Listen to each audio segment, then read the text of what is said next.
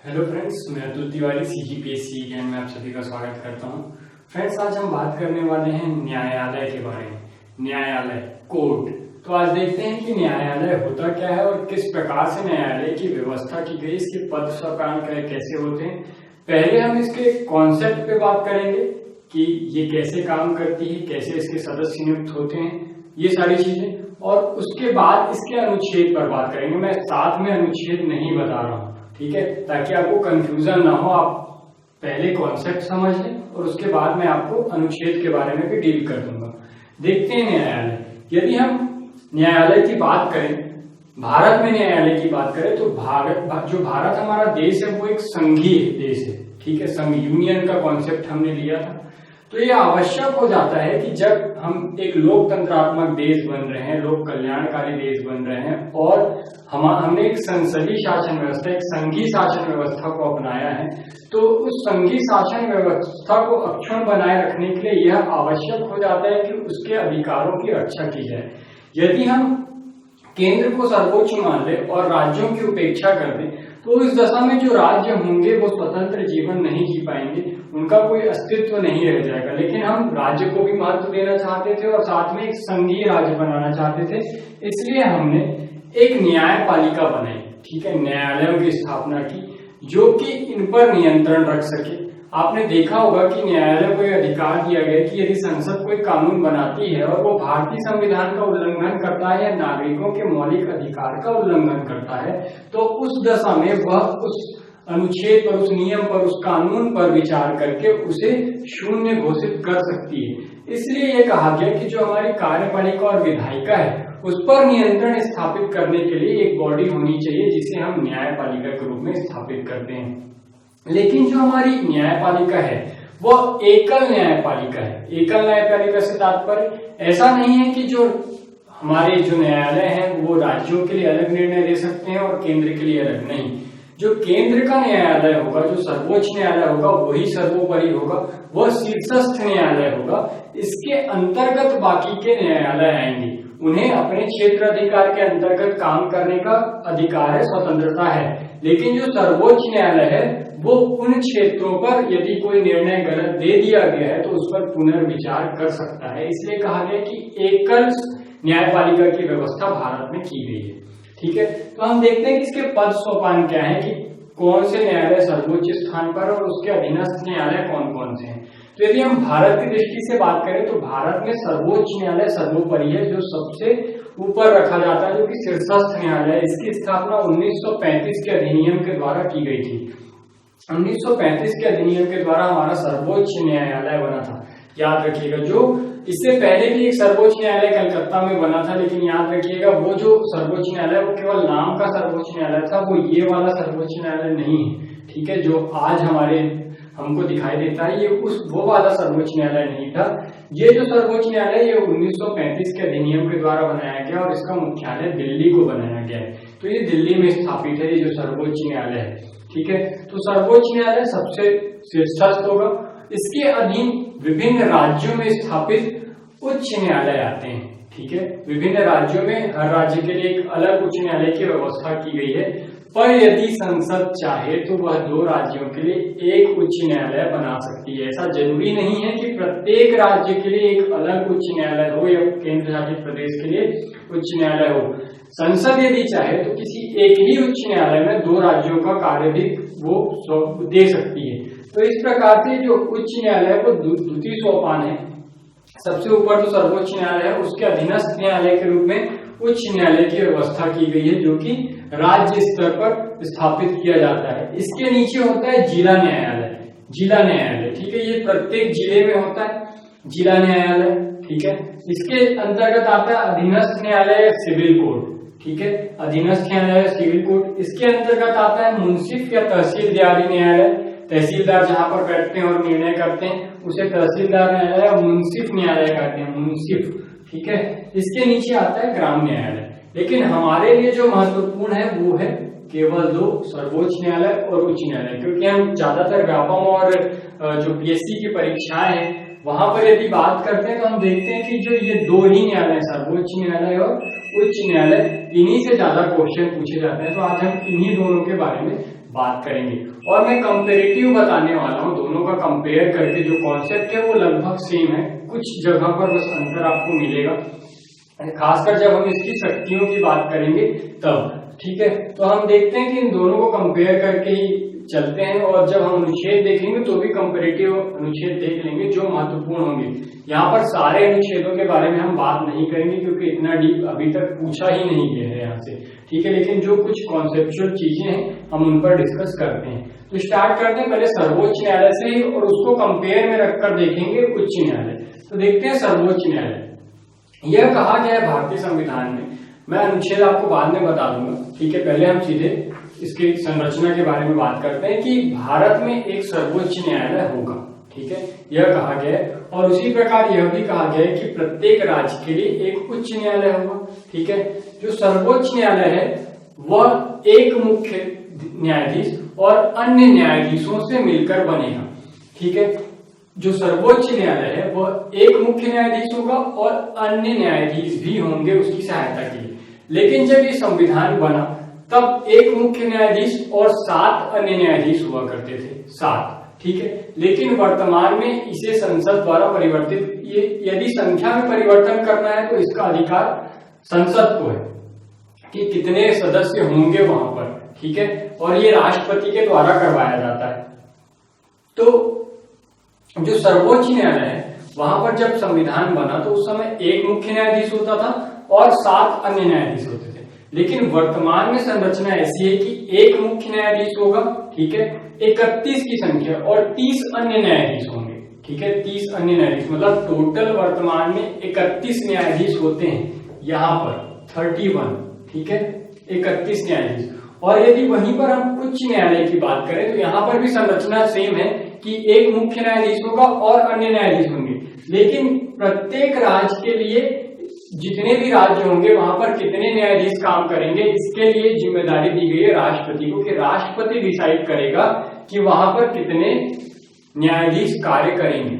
इसके अलावा यदि किसी उच्च न्यायालय, सर्वोच्च न्यायालय में किसी दशा में न्यायाधीशों की कमी हो जाती है तो वह अडॉक, ठीक है, अडॉक नियुक्ति कर सकता है, जो कुछ समय के लिए लाए जाते हैं, ऐसी नियुक्ति, उसको अडॉक नियुक्ति कहा जाता है। तो वहां पर वह राष्ट्रपति के द्वारा न्यायाधीशों की नियुक्ति की जाती है उनके योग्यताओं के अनुसार।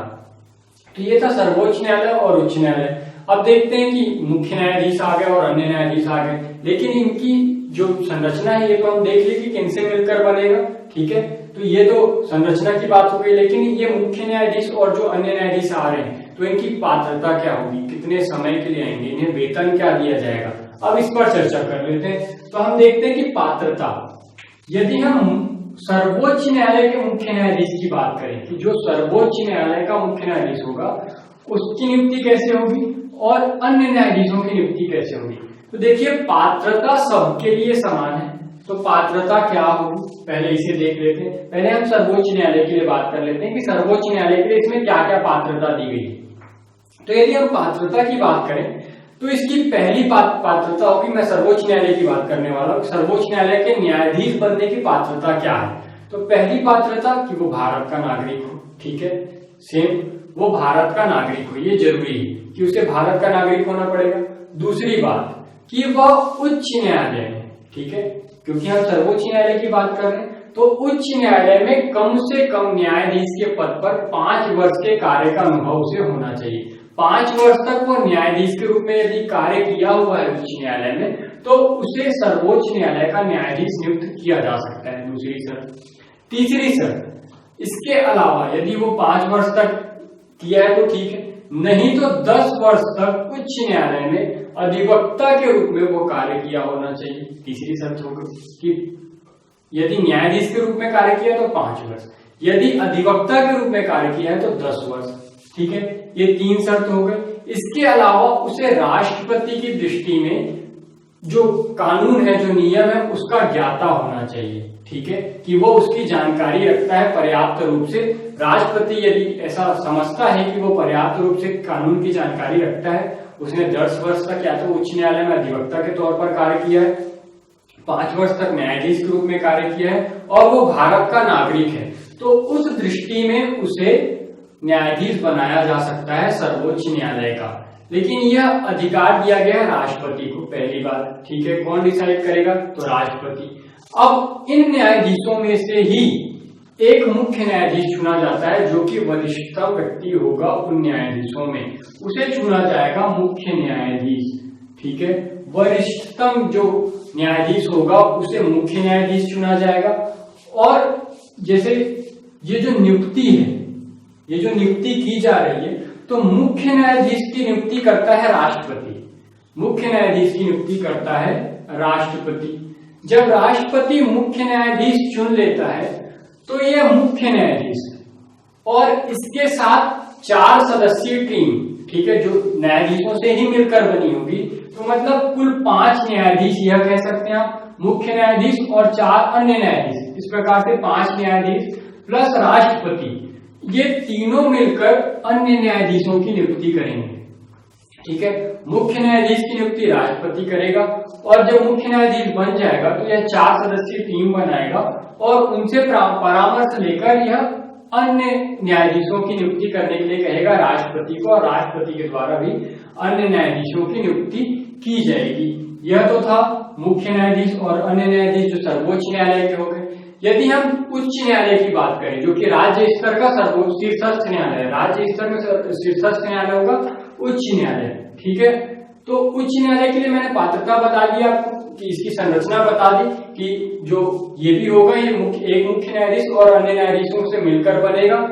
जो संसद चाहे तो 2 राज्यों के लिए एक ही उच्च न्यायालय की व्यवस्था कर सकती है। ठीक है, यदि इसके भी मुख्य न्यायाधीशों और अन्य न्यायाधीशों की बात करें तो इसके मुख्य न्यायाधीश की जो, यदि पात्रता की पहले बात कर ले तो पात्रता में हम देखते हैं कि पहली पात्रता जैसे यहाँ पर थी कि उसे भारत का नागरिक होना चाहिए, ये पहली शर्त। दूसरी यहाँ पर थी कि 5 वर्ष तक उच्च न्यायालय का न्यायाधीश होना चाहिए, तो वहां पर शर्त है कि 10 वर्ष तक, ठीक है, 10 वर्ष तक उसे इस अधीनस्थ या जिला न्यायालय जो अन्य न्यायालय है उच्च न्यायालय को छोड़कर वहां पर न्यायाधीश के रूप में काम किया होना चाहिए 10 वर्ष तक, या फिर 10 वर्ष तक उसे अधिवक्ता के रूप में कार्य किया होना चाहिए।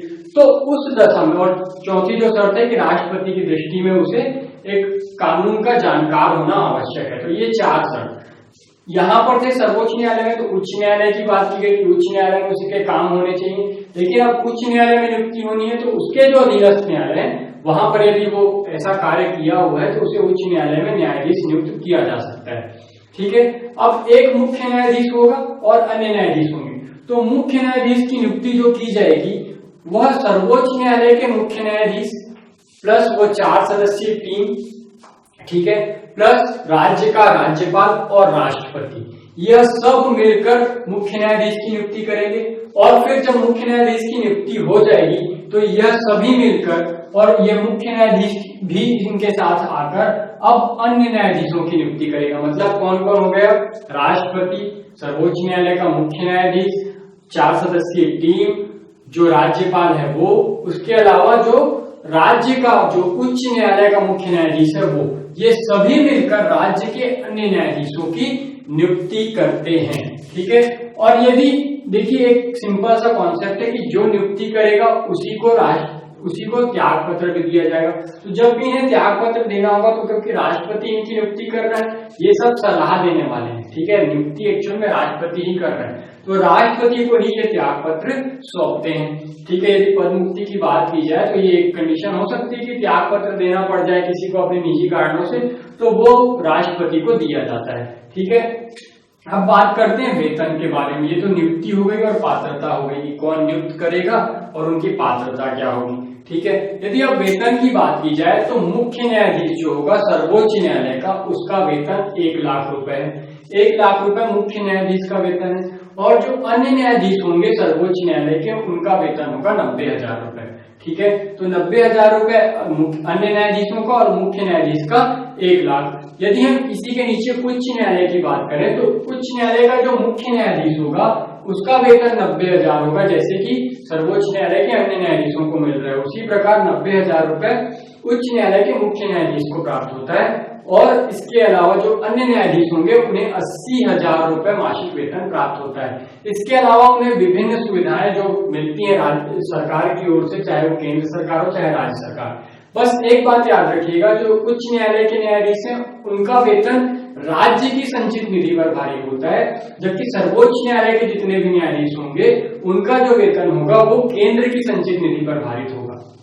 ठीक है, इसके अलावा उन्हें वो विभिन्न सुविधाएं दी जाएंगी, जैसे गाड़ी परिवहन के लिए बंगला, है ना, रहने के लिए आवास की सुविधाएं, विभिन्न जितने भी उनके खर्च होंगे, जो कार्यालयीन खर्च होंगे उनके लिए उन्हें पैसा, वेतन भत्ते, ये सारी चीजें उन्हें अलग से भी प्रदान की जाती है। लेकिन यदि वेतन की बात की जाए तो 1 लाख रुपए मुख्य न्यायाधीश का है और 90,000 रुपए अन्य न्यायाधीश सर्वोच्च न्यायालय के लिए। उच्च न्यायालय के लिए जो 90,000 रुपए है वो मुख्य न्यायाधीश और 80,000 रुपए अन्य न्यायाधीशों का वेतन होता है।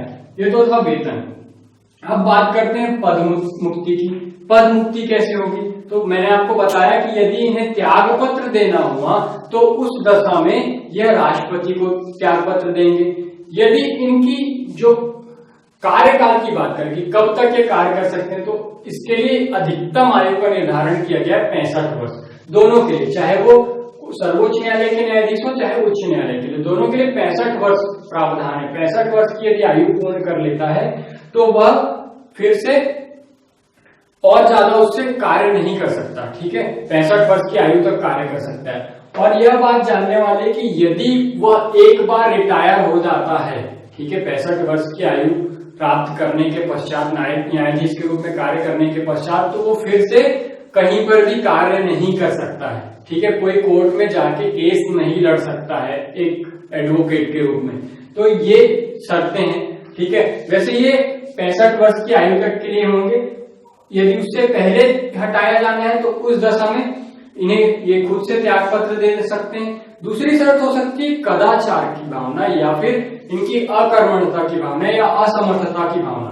यदि ये असमर्थ है कार्य करने में, ऐसा सिद्ध हो जाए, या फिर उनके ऊपर कदाचार का आरोप लग जाए, याद रखिए कदाचार का आरोप लग जाए, तो संसद में इसके लिए चर्चा की जाएगी। जिस पर भी कदाचार का आरोप लगेगा उसके लिए संसद में, जैसे कि राष्ट्रपति के लिए महाभियोग की प्रक्रिया होती है, उपराष्ट्रपति के लिए होती है, उसी प्रकार इनके लिए भी विशेष प्रक्रिया नाम दिया गया। इसे महाभियोग केवल राष्ट्रपति की प्रक्रिया को कहते हैं। इन्हें विशेष प्रक्रिया द्वारा पद मुक्त किया जा सकता है।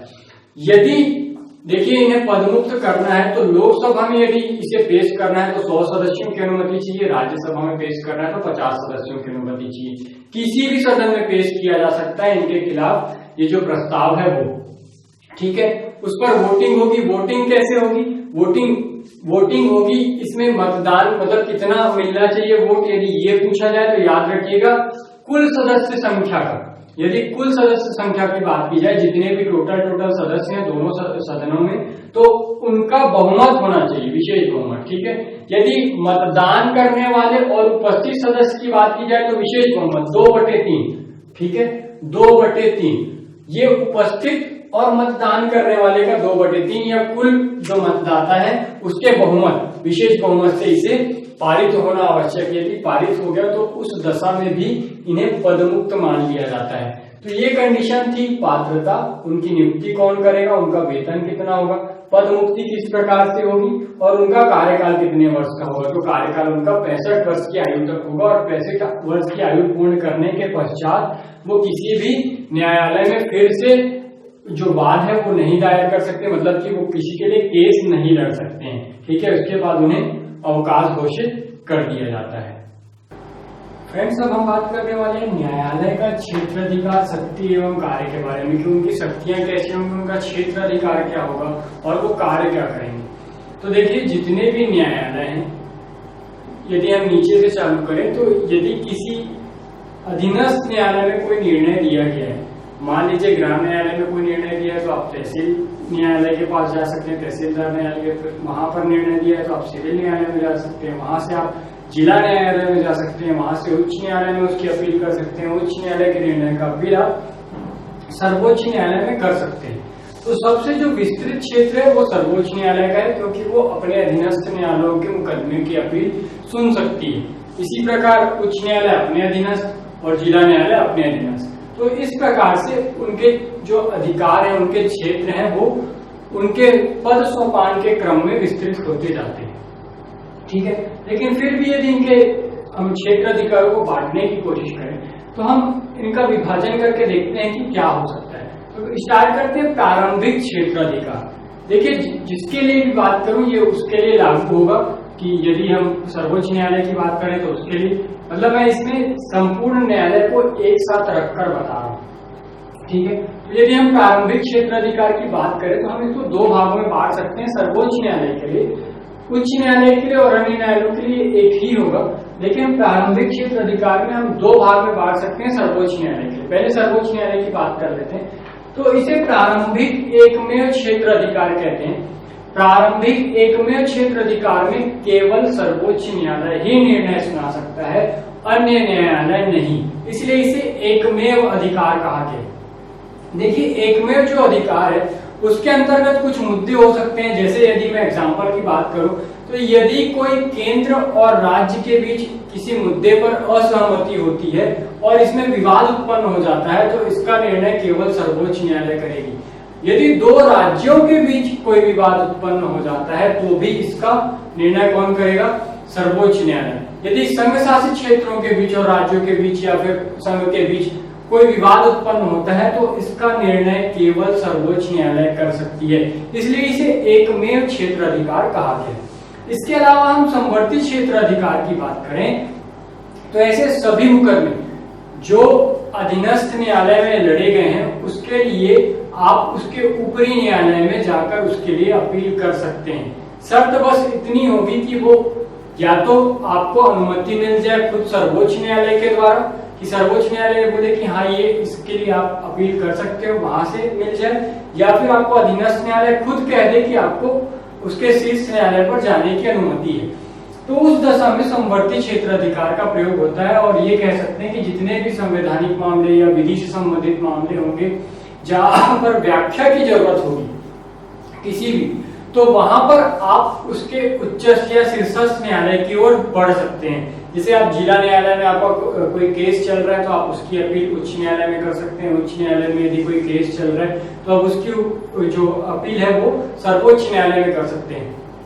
पर शर्त बस इतनी है कि या तो वो व्याख्या से संबंधित होना चाहिए या तो इस महत्व का होना चाहिए कि उच्च न्यायालय खुद कह दे कि इसे हमारे पास लेके आइए, या सर्वोच्च न्यायालय खुद कह दे कि हमारे पास लेके आइए, या फिर खुद जो अधीनस्थ न्यायालय वो कह दे कि इसे आप उसके जो ऊपर का न्यायालय है वहां पर उसके लिए आप अपील कीजिए। तो इसे कहा जाता है प्रारंभिक क्षेत्र अधिकार, जहां पर वो अपने कार्यों का विस्तार देख सकते हैं, जहां पर वो जिन मामलों पर वो सुनवाई कर सकते हैं, अपीलों को सुनवाई कर सकते हैं, उसे उनका प्रारंभिक क्षेत्र अधिकार कहा जाता है। दूसरा है अपीली क्षेत्र अधिकार। ठीक है, इसे चार भागों में बांटा जा सकता है कि अपील जो की जाती है वो किन किन आधारों पर की जा सकती है। तो इसे संवैधानिक, दीवानी, फौजदारी और विशिष्ट मामलों के आधार पर किया जा सकता है।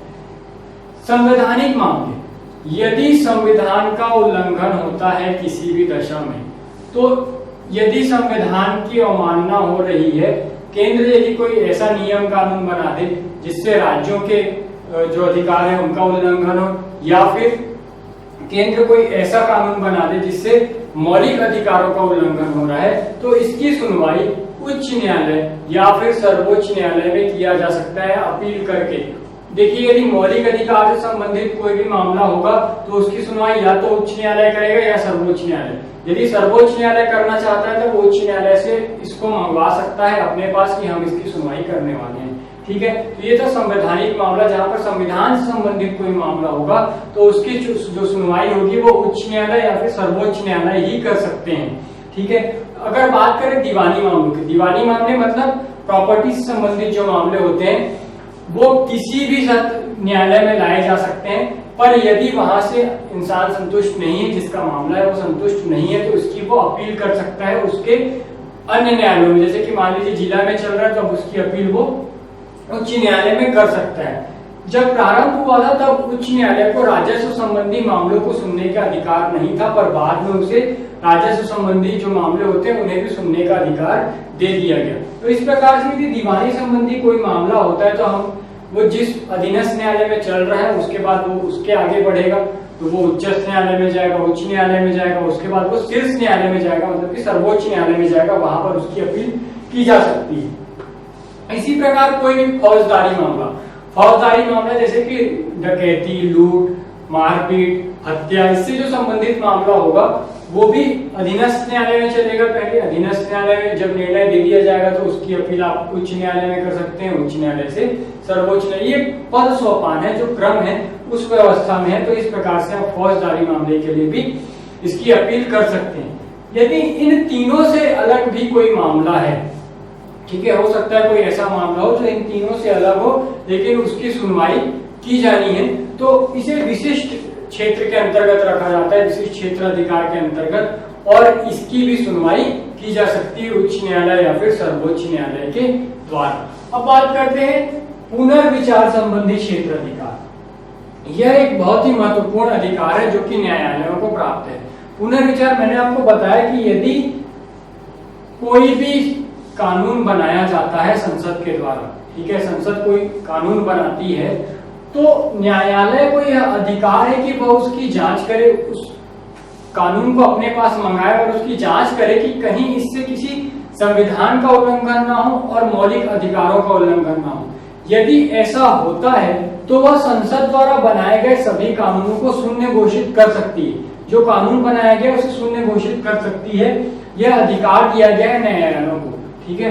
तो यह उच्च न्यायालय भी कर सकती है और सर्वोच्च न्यायालय भी कर सकती है। यदि उच्च न्यायालय ने किया है तो इसके लिए सर्वोच्च न्यायालय में अपील की जा सकती है। लेकिन यदि सर्वोच्च न्यायालय ने फैसला सुना दिया तो फिर उसकी अवमानना नहीं की जा सकती, उस पर कोई विचार नहीं होगा, ना ही संसद उसकी आलोचना कर सकती है, ना ही विधानमंडल।